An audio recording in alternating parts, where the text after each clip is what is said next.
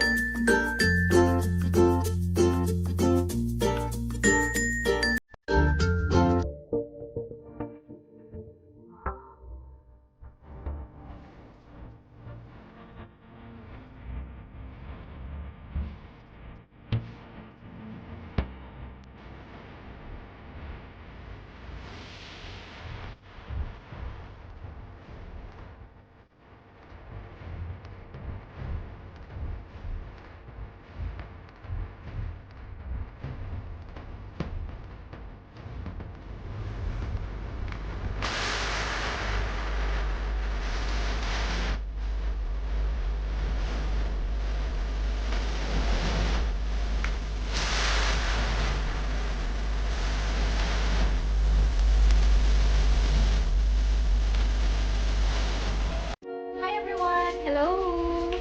So for today is August 23 and we are busy. So as you can see, my mom busy doing yung kapatid ko, nagluluto ng pinirito and takot na takot siya sa mantika. So anyway, tomorrow yung death anniversary ng father ko, which is 14 years death anniversary. So naisipan namin na mag-prepare ng Bicol tradition, which is magluluto kami ng kakainin, yung bigas na malagkit na niluto sa kakanata ng niyog. So, gluten rice, tama ba? Cooked in coconut milk. So, yeah. My mom busy cooking.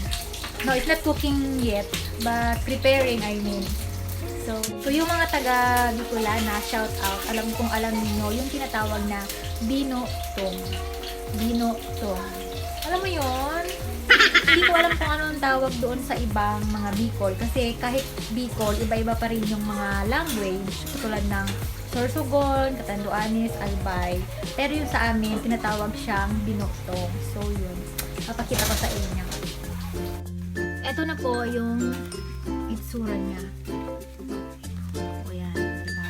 Binutong.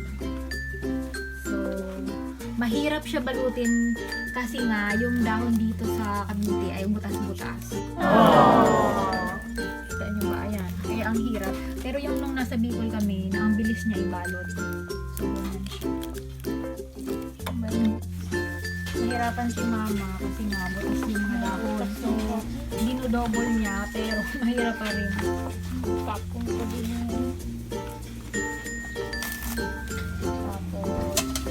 lalagyan ng gata. Ayan. Yum. Tapos itatali mo siya.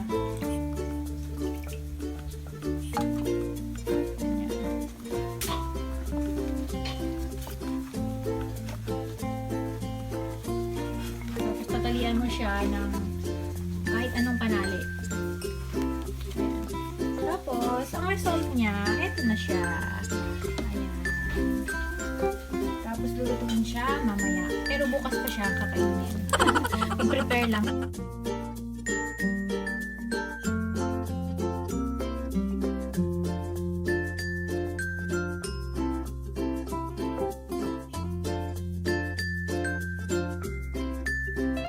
So yan, ganun po yung pagbalot. Medyo matrabaho, kaya napaaga siyang gawin. Pero mamayang gabi siya isasalang and then bukas siya kainin para ready na. Tapos bukas magluluto na lang ng pansit. Tapos tinapay, yun lang. Simple lang, nilaga ng itlog. Tapos ihahain sa altar. Parang alay kasi nga date anniversary. Tapos magsisindi ng kandila sa may pintuan hanggang matapos yung maubos yung kandila. So, ganun yung way namin kapag nag-celebrate kami ng 10th anniversary. Tapos, may dasal syempre. Tapos, yung magpapauso ka ng insenso, naiikot sa buong bahay. Tapos, may dasal na sinasabi si mama para sa peace ng kaluluwa at pray para sa lahat. So, yun. Yung kapatid ko, busy-busy magprito ng French fries. Akala ko kung ano na yung piniprito. Takot na takot sa mantika. So, yeah. I hope all of you, everyone, is happy, stay safe, and see you tomorrow.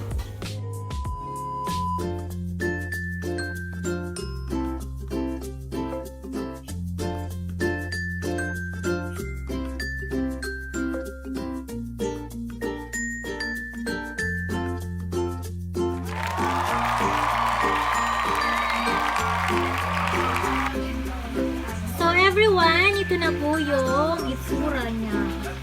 So dahil sabi ko na siya, nabutas, kaya hindi siya masyadong creamy. Supposed to be dapat creamy siya.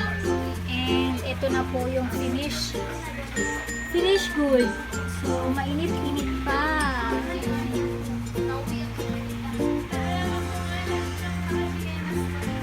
Ayan po siya. Pero masarap siya.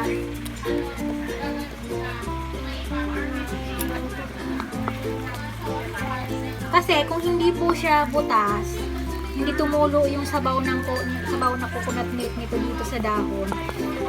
Ang tapo nito, kulay puti na yung latik na gata. Pero dahil butas, ganyan na lang.